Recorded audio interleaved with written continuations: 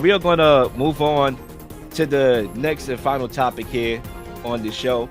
And I'm looking forward to this one as well. We are going to give our quarterback rankings right now. And Zach, we do this every year. I look forward to it. Top 32. And we normally break it down in sets. So each week we're going to give a new list. So right now we are going to do number 32 through 27. And Zach, before we start, I just want to have some opening remarks, and I'm gonna pass it to you for opening remarks, and then we can get right into this. For me, my criteria, and I always think it's very important for me to show my criteria to the folks because this is a very controversial topic. You're talking about ranking quarterbacks. There's gonna be guys that people like more than other guys. There's gonna be things we prioritize more than other things.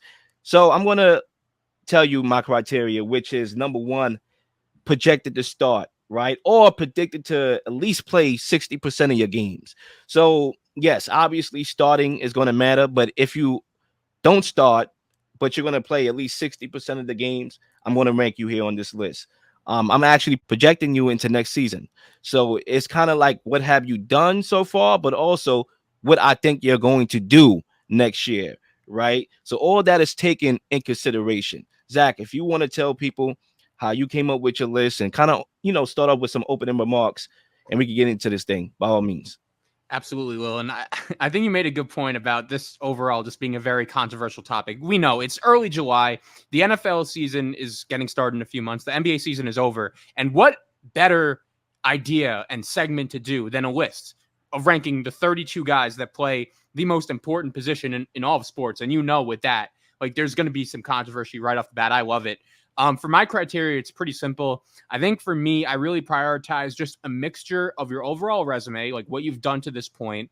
That matters. I also will admit I prioritize a lot how you played last season. Like it's the most recent sample size we have of you. So if you played very well last season, then odds are you're going to be a little higher on the list. And that obviously matters a lot. And then also, for me, projection is very important. Like, how do I think you're going to play this season? There are going to be guys that if you just look at their careers up to this point, maybe I have them too high. Maybe you think I have them too low. But for me, I want to, like, a big goal of me for this list, Will, is to look back on this list in a year or two. You said it. We've been doing this list for a few years now. And there have been a ton of rankings on both of our lists where at the time we're thinking like, man, that's too high. Or, man, that's too low. But we look back on it and say, oh, based on the season they just had, that was just about right. Well, I'm sure you remember this, but when I think of this segment and this topic, like Jalen Hurts, I remember the year before he broke out, I had him at number 16, which was way higher than anyone thought. I got a lot of flack, a lot of pushback. Jalen Hurts, what has he done? You have him way too high. And then the next thing you know, he's an MVP candidate with his team in the Super Bowl. So that's always a thing for me. Like I like to project. I want to look back on this list in 5 years and say, okay, like at that time, this guy might have not belonged there, but it turned out based on what happened, he does belong there. And one last point, and this was a total coincidence, I swear. The 6 guys I'm going to be naming here on 32 to 27, there was a trend I noticed, and that's the fact that all of these guys are most likely going to start off the season as their team's quarterback, but there's no guarantee that they're going to end the season as their team's quarterback. And really, that's a big reason why they're ranked this low, is because I think there's a good chance they might get replaced by season's end. And I hope we get Zay back by the time we get started up. I don't know where he went. I believe he's here. All right, bet. Zach, I'm ready to begin. I want to start us off with this set, and then maybe next week we'll switch the order. Sounds good. At number 32, what it do? I am going to go with Bo Nix. I'm going to go with him. And I think he's going to start week 1.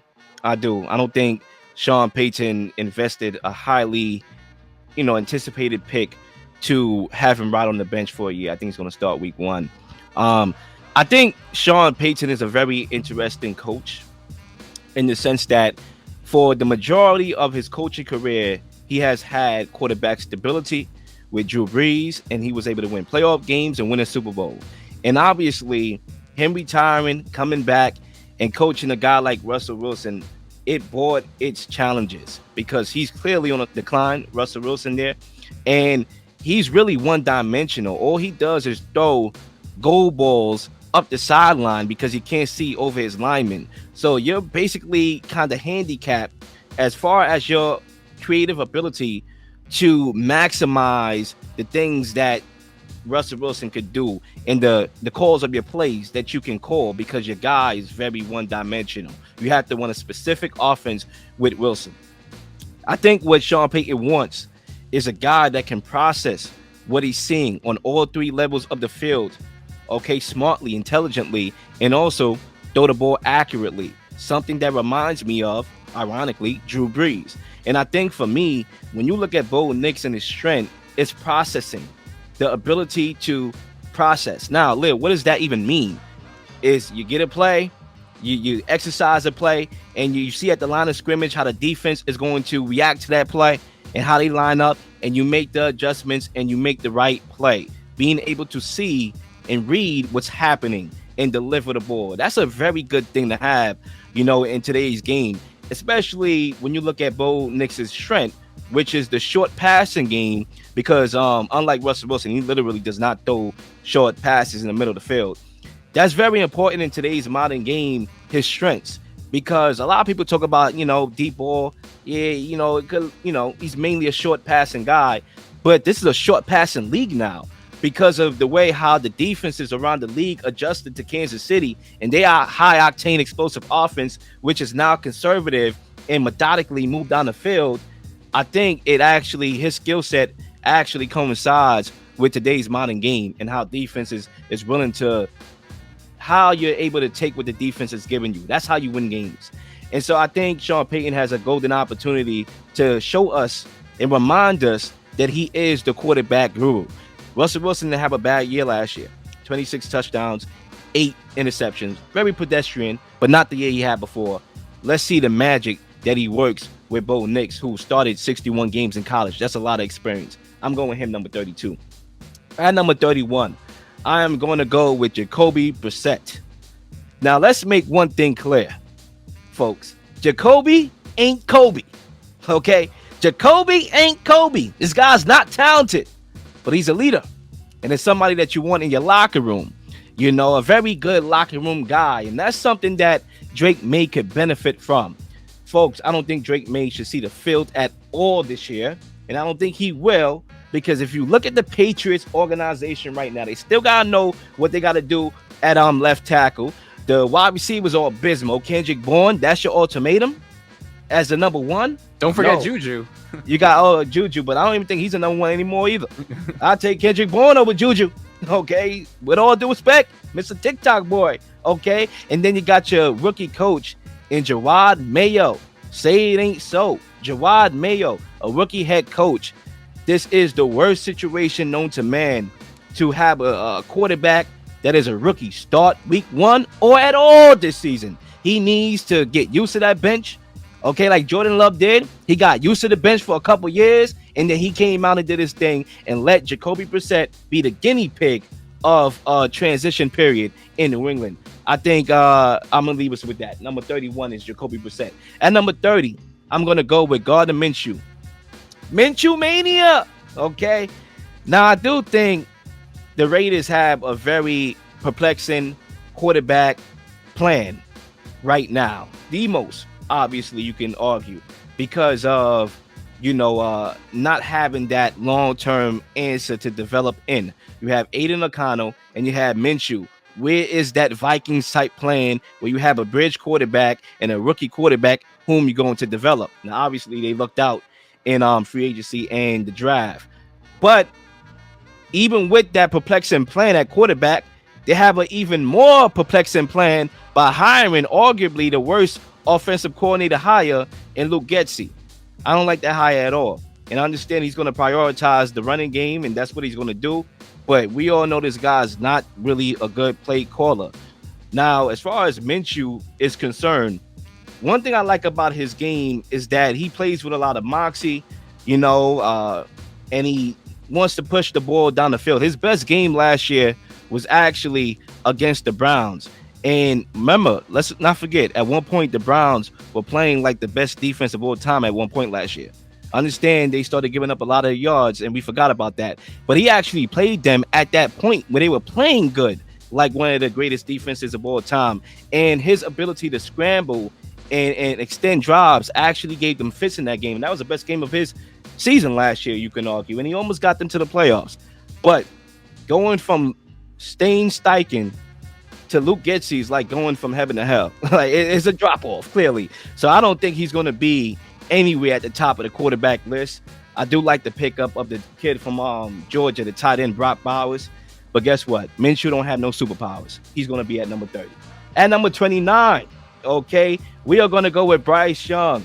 Last year was a prime example of how you botch a quarterback's development, okay? Switching play calls or play callers, offensive lineman. My guy was getting decked in the preseason. They did a disservice to that man. That man should not have started week 1 at all. After what we saw in the preseason, that sample size of him getting decked and hit on every play, he should have sat. Okay, week 1 and the whole year. Okay, but they didn't. They wanted to go out there and show their new tiny toy and throw him out there to the Wolves. And guess what? The Wolves got him. Okay, but can he get out of the lines then? We're going to find that out very soon. I still think the guy is very intelligent as a football player. I still think he has some of the intangibles that you want from a quarterback. Okay, but let's look at the roster here. Okay, is there that clear-cut number 1 guy? They did get that guy from Pittsburgh, Deontay Johnson. He's a good route runner for what it's worth, but that's not a reliable guy. Okay, when you look at the coaching upgrade, Dave Canales, he did work his magic with Geno Smith. He did work his magic with Baker Mayfield. Can he work his magic with Bryce Young? Okay, that's the thread of hope that I have for Bryce Young at this point of his career is Dave Canales. But one more point before I move on. It's crazy because Frank Wright actually got fired a couple games earlier than Urban Meyer when that debacle took place with Trevor Lawrence and the Jaguars. Okay, that's how bad things were in Carolina. That's how you mess up and botch a quarterback's development right there. Use that as a prime example. That and Mac Jones. So I got Bryce Young at number 29. At number 28, I got Sam Darnold. The Vikings, their plan was they didn't want to pay top premium for a quarterback who was 35 years old, coming off an Achilles injury, and I don't blame them. Okay, so they went with a 2-step plan of having a bridge quarterback as Sam Darnold and being able to hold and hand the keys off to a guy like J.J. McCarthy. Now, I do have Sam Darnold ranked right now because I do believe that he's probably going to play at least 60% of the games, and I think it's mainly because of his surroundings. Justin Jefferson is going to make you look good. You have to assume, and I understand a lot of people want to see that untapped potential. There's some people that believe there's potential there with the strong arm, being able to make all the throws you can make on the field, but he's going to have to make sure that he does not bring the turnover issues he had in New York to the Vikings. Listen, we know the track record in New York. Guys leave New York and become better. Geno Smith, the list goes on. We'll see about Zach Wilson. I don't think he's going to start and play, so we ain't going to know. You got Jefferson. You paid that guy. He's going to want the ball. He's going to get the ball. You got Jordan Addison. You got a pretty talented team. Offensive linemen. They have a really good unit. Brian Flores had the defense playing well. It's going to be hard for Sam Darnold to fail. And so that's why I got him at number 28. At number 27, I'm going to go with Jaden McDaniels. I think Jaden and Cliff Kingsbury is a match made in heaven because we all know Jaden wants to push the ball down the field. Cliff Kingsbury wants you to push the ball down the field. And I think it's going to be a very interesting swap. Whereas last year you had Sam Howell and Eric Bieniemy, and now you're replacing them with Jaden McDaniels and Cliff Kingsbury. That's a total 180. And I think Cliff Kingsbury is a guy that you would want as your offensive coordinator. I would like to see how he utilizes Terry McLaurin, moving him around the field and not just having him be a decoy up the sideline, but utilizing him in a short passing game, getting the ball to him. You got a rookie quarterback, utilize the best player. And I think Jaden McDaniels, there's a lot to like on film about what he could bring to the NFL level. So I'm going to put him at number 27. Obviously, we don't know what it is yet. We haven't seen him on the field, so I can't rank him higher than that. But I think this kid got a lot of potential. And the big question here as I close, is he the answer at quarterback for Washington that is starving decades for quarterback stability? We'll find out. So to recap my list, at number 32, I got Bo Nix. At number 31, I got Jacoby Brissett. At number 30, I got Gardner Minshew. At number 29, I got Bryce Young. At number 28, I got Sam Darnold. At number 27, I got Jaden McDaniels. And Zach, if you want to respond to my list, and Zach as well, and then you could go ahead, Zach. I thought the list was solid thus far. I'll be surprised if Bo Nix plays right away. I would think that Sean Payton would want to ease Bo Nix into the flow and get him to understand the playbook before throwing him right in there. I think he would probably put Zach Wilson there off the strength that they traded for him, and he's on a year contract, so he's like a contract year essentially.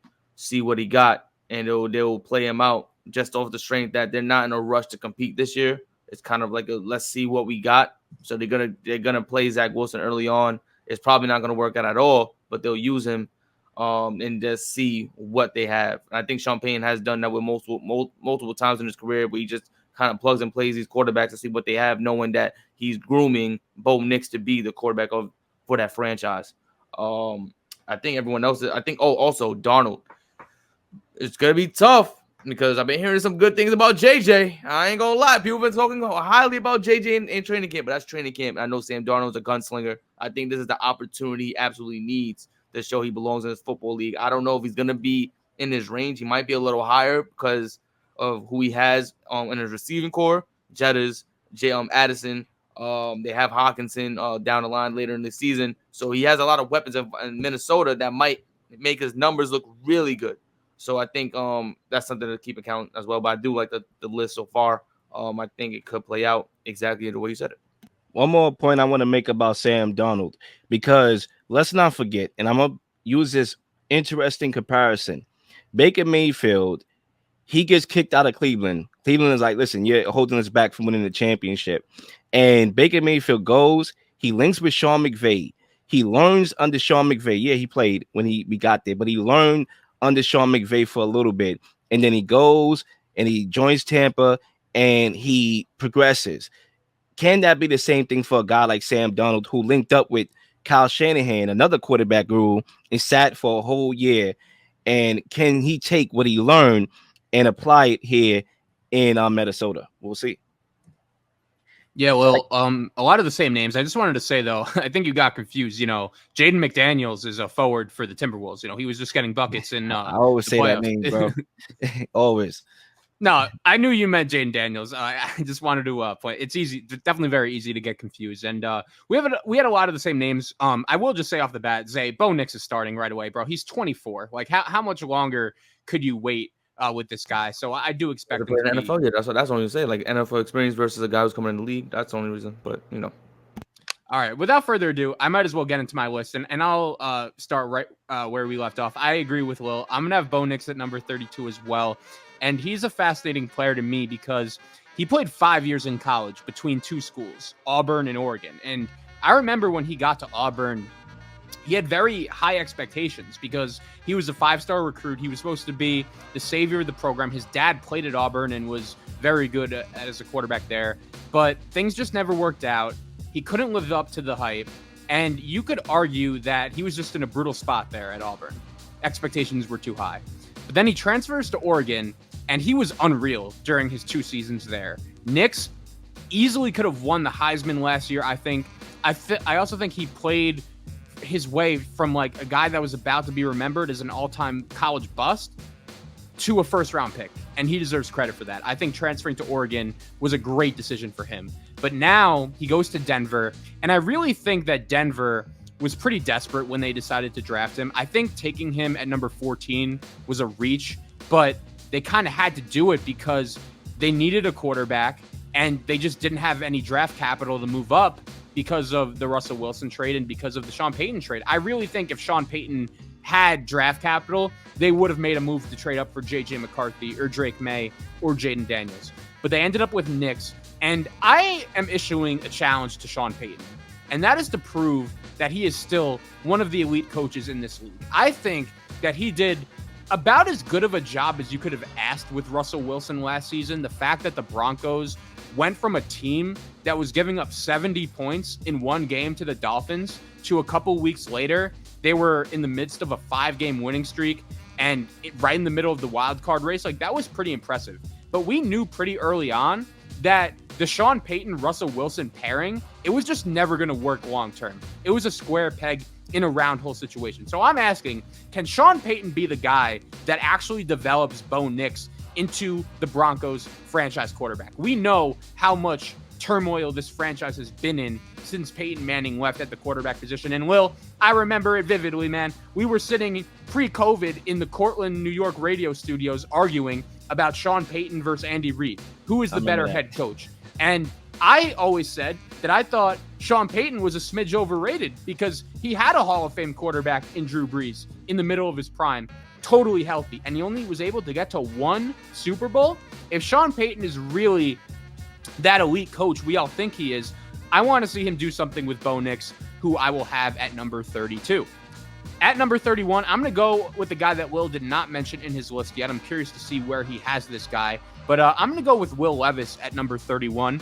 And I understand that Levis had some nice moments as a rookie last year. He only played in 9 games. But I'm ranking him pretty low on my list here because I don't think he's in that great of a situation. And I'll explain why.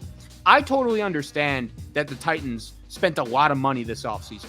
They brought in Calvin Ridley for big money. They brought in Tony Pollard. They still have DeAndre Hopkins. But they have a new head coach in Brian Callahan coming over from the Bengals who has zero connection to Levis. He didn't draft him. There's no real incentive to play him. So I think as soon as Levis messes up or has a bad game or really costs the Titans, like he's only a second-year player, he's going to make mistakes. I think Brian Callahan strikes me as a guy that's going to want to pivot to Mason Rudolph as soon as possible. We know that Rudolph got the Steelers to the playoffs last season. His best game, ironically, was against the Bengals, where Callahan was. They played late in the season in Pittsburgh. Rudolph was phenomenal in that game. And Will Levis just strikes me as the kind of guy that could have success in the NFL one day, but it's not going to come with Tennessee. It's not going to come this year. I have him at number 31. At number 30, I'm going to go with another guy that Will didn't have on his list, and this guy's accomplished a lot. Like, you're probably going to be surprised that I have him this low, but I think I'm incorporating his contract a lot into this, and the fact that his team just really regrets giving him that deal and being committed to him long-term. I'm going to go with Derek Carr at number 30. I'm just going to be blunt with you guys. I'm out on the Saints right now. I'm pretty down on Derek Carr after watching him last season, and to be honest, as long as Dennis Allen is coaching the Saints, this team is going to have zero success.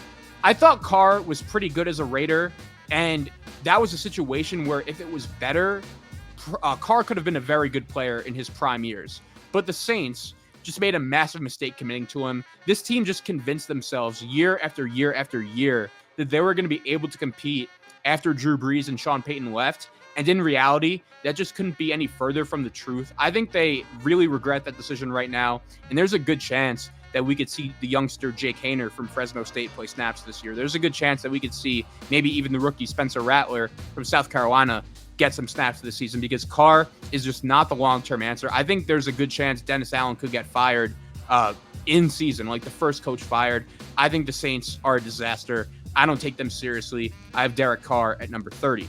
At number 29, I'm going to go with Jacoby Brissett. Anyone who's listened to this show long enough knows I'm a massive Brissett fan.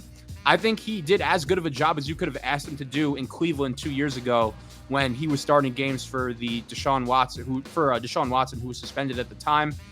To be honest, I didn't want him to sign with New England this offseason because I think if he was in a better situation with actual talent around him like there was in Cleveland, I think you could win games with Jacoby Brissett. I really do. But honestly, it was just a travesty to me how much awful quarterback play we watched around the league last season, but yet somehow this guy, Jacoby Brissett, couldn't get on the field. He was warming the bench in Washington behind Sam Howell, and as soon as Brissett got on the field in Washington, their offense improved. Now, it's unfortunate because I think the situation in New England is brutal. Like, the most interesting question around the Patriots right now is when is Drake May going to start and play? And I do agree with Lil. Like, if I was New England, I would play Jacoby Brissett the whole season. But I just think it's inevitable that the Patriots, especially with a very tough schedule, are going to start like 0-6.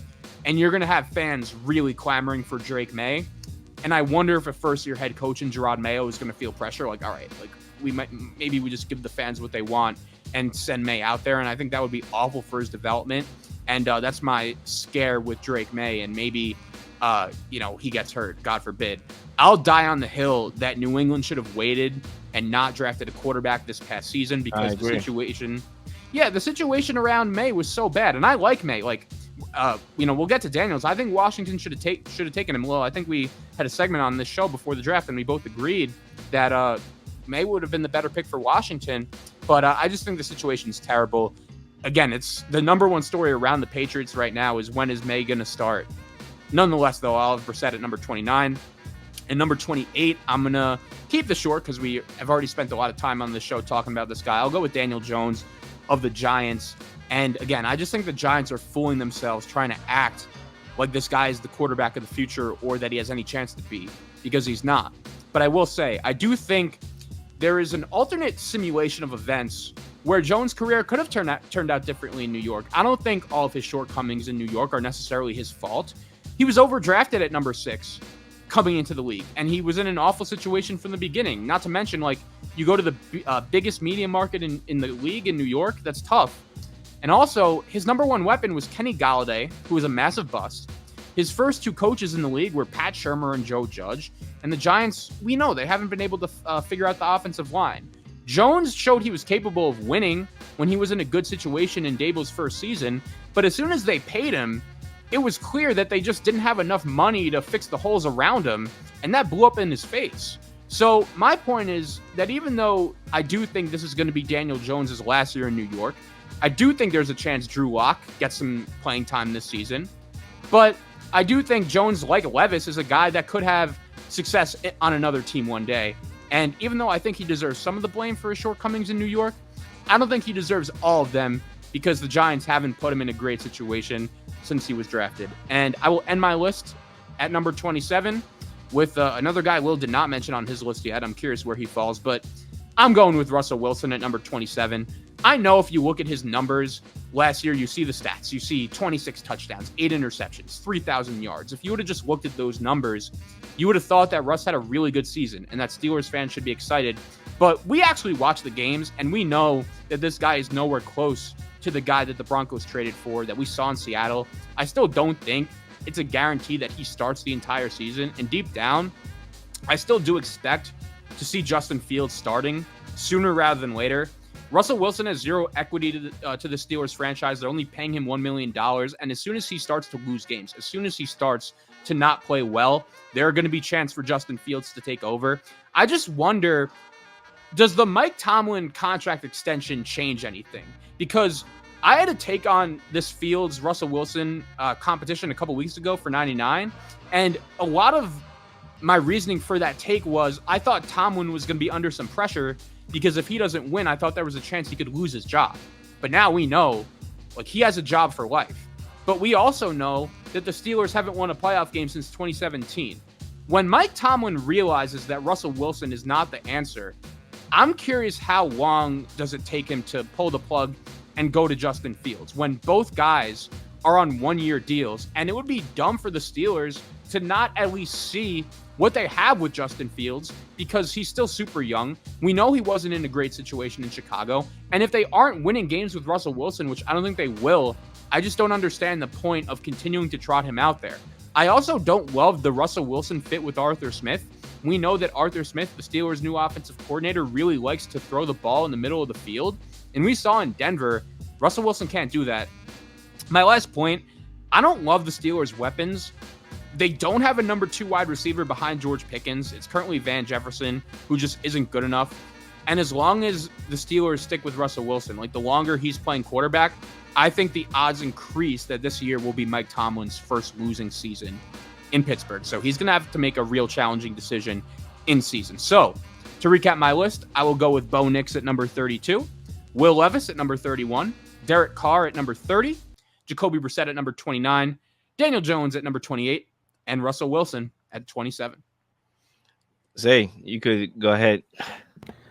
I think Russell Wilson's going to have a good season. I just believe the Steelers did a lot of work on that offensive line. That's going to give him a lot of time he hasn't had in quite in his career quite sometimes in Seattle. I think they did a great job making sure they have a lot of bigger bodies on that offensive line that's going to allow him to get those guys open. Like, yes, Van Jefferson is not an elite receiver, but he does have good footwork. He does create separation, and that's all you need. Some receivers that's going to give you that separation outside of George Pickens. And I think Najee Harris and Jaylen Warren are going to be benefactors of that, being able to run the football. I think it's more Jaylen Warren. I don't know if Najee Harris is going to be the starting running back. But anyway, I think the Steelers are going to have a better year based on what they added up front, and is going to allow Russell Wilson more time in that pocket. I think he didn't get that time in Denver. I don't think he had that time at the back end of Seattle. So now he's going to have more time in that pocket for plays to develop the way it's supposed to, which will give, I guess, Arthur Smith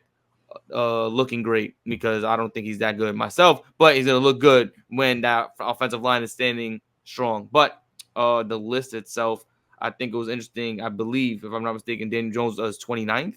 28th. I think that's going to be interesting as well, because I was also someone who told Lil a couple weeks ago that I think that Daniel Jones is going to have a good year based on the Giants. They're going to surprise a lot of people because of what's on the line. I think the Giants and themselves will have a solid year because they don't want to get fired. 1, 2, I think Daniel Jones having a weapon that is going to be above superb will pay dividends for them this season. So I think those two are very interesting. I love the Derek Carr because I hate Derek Carr. So I love the Derek Carr pick in his rankings, and I'm actually very interested to see where Lil has him on his list. 2 points, Zay, before you hop in, Lil. One, how happy are you, Zay, that the Jets did not commit to Derek Carr long term? Because as bad as this Aaron Rodgers situation could play out, we know how old he is, but still, that would have been an abject disaster if the Jets would have paid Derek Carr. And number 2, just remember I said this, and I mentioned it when I spoke about Jones. I think Drew Lock is going to get a chance in New York, and maybe he takes advantage of it this year.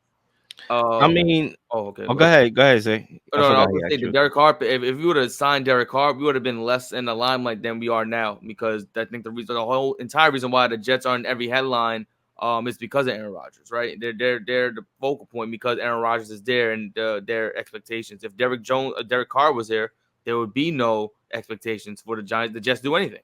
There'll be absolutely nothing that will be anticipated or expected of us because Derek Carr is there. We'll be under the lights. We'll be under the headlines. The Giants will be in the headlines every single week about what they paid Daniel Jones, what he's doing, yada, yada, yada.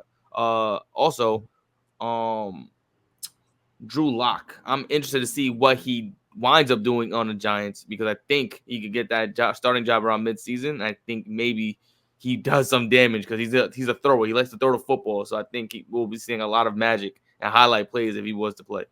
I agree. Remember, he had that game Monday Night Football against Philly last year. Remember, he clutched up that final drive. That was impressive. It's crazy.